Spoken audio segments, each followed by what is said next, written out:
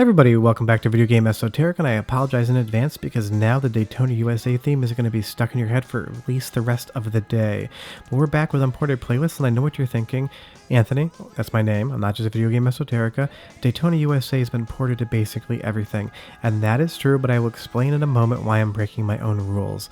But before we get too far involved, do me a huge favor, go down below, hit like, subscribe, and that notification bell definitely helps us out.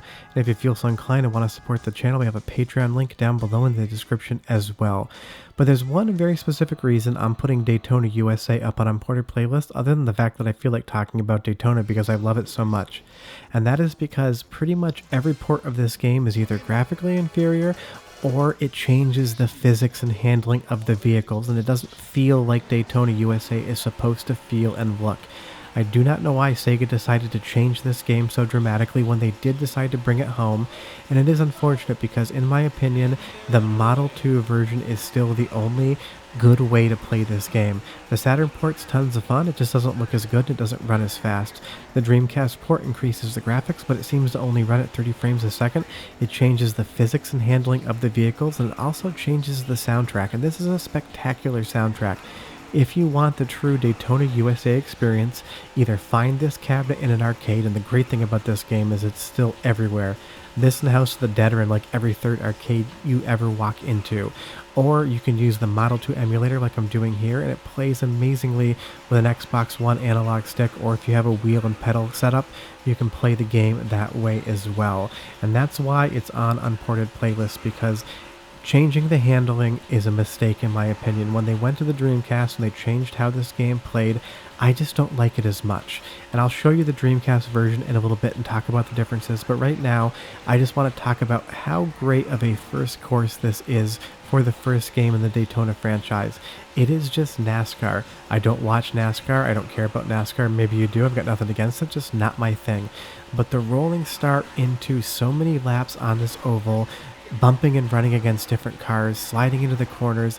When I first played this in arcades, I was absolutely enthralled and wanted to continue to play it over and over again. This, for being such a simple course, just continually turn left around corners, is some of the best arcade racing that's ever been made in my opinion, and this game is damn near 30 years old at this point in time, and I do not think any other arcade racing game has eclipsed this one track. Now of course Daytona 2 spectacular, Scud Race is amazing. I'm not saying this is the best arcade racing game ever made, I'm saying this track is my 100% favorite arcade racing track to race on. If you hit the start button when you go underneath that slot machine as well, you can play it. And if you hit 3 sevens, you're going to get an extra 7 seconds on your timer before you run out of time. It's a little weird thing that was included in the game, but I love that the designers of this game went that extra mile and decided to try to put more stuff in, just little hidden secrets. And like I said, if you want to play this on the Sega Saturn, it is a fun game. It doesn't change the handling too much, but the graphics take a huge downgrade, and it runs at 30 frames a second, if not slightly slower in some instances than the 60 frames a second you're seeing here on the Model 2 version.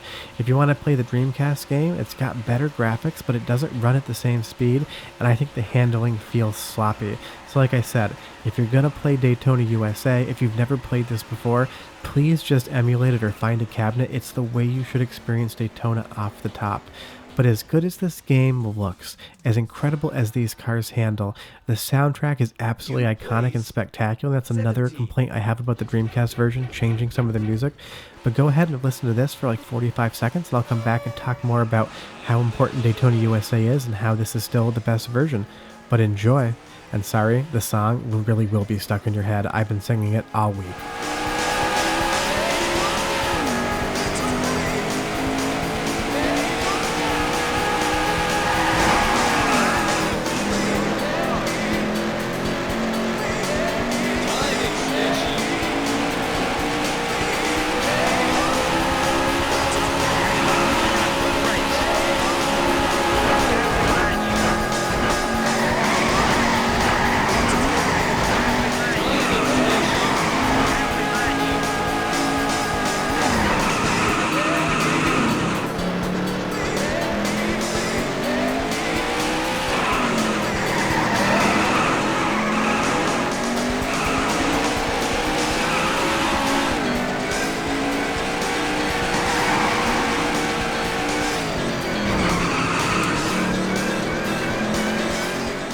That song is just so iconic, but moving right over to the Dreamcast remake version, it's not the same course, I'm just reusing some footage here, but you can tell immediately it does not move near as fast. The speed and cadence of the motion just feels completely lowered compared to the Model 2 original, and for me, on top of the soundtrack changes, on top of the handling changes, is just a bummer, because when Daytona USA is moving on the Model 2 here at 60 frames a second, the sense of speed, the sense of scale, the sense of the spectacular nature of the game comes through so much better than it does on any other version, and that's why this is on imported playlists, and also because it's my channel, it's my series, and I kind of make the rules up as I go along.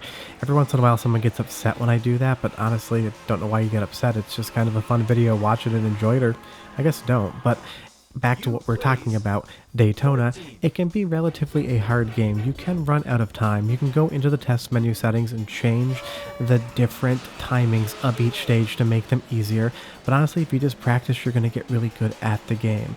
And this is just one of those games. This is legendary arcade gaming status.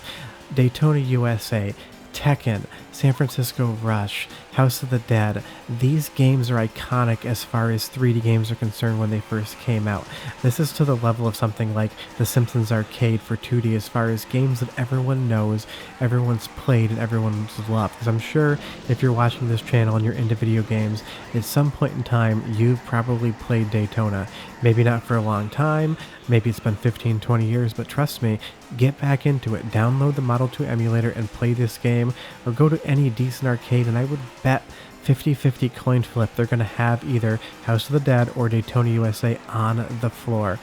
But this soundtrack is great too. I gotta get these songs stuck in your head, so listen for like 30 more seconds and I'll come back and continue to be the biggest hype man for Daytona. But enjoy.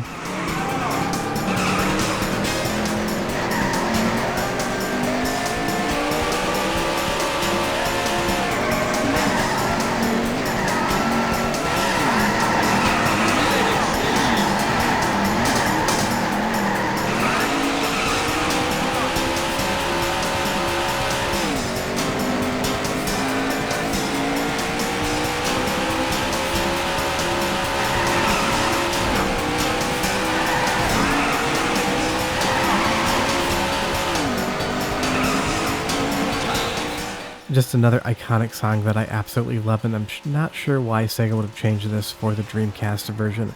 But the biggest takeaway for Daytona USA is not only how good it is, but just how important this game was, because this came out sometime in 1993. It seems like the internet agrees on summer. And you know what type of games we had that were pushing polygons at home at that point in time for consoles? We didn't. The 3DO had not been released yet. The Atari Jaguar had not been released yet. We were playing Sega Genesis and Super Nintendo games, and those were awesome, but when you saw Daytona USA running in arcades, it was nothing short of magic. We could not believe as kids that this was possible. So if you've never played the M2 original, the Model 2 version, go ahead and play it. Sure to that, leave me a comment down below. I'm curious, what's your favorite arcade racing game? I'd love to know. Do me a huge favor, hit like, subscribe. I'll be back with another Unported next Sunday. I'll have the long play next week, and I'll have videos throughout the week as well. Bye-bye.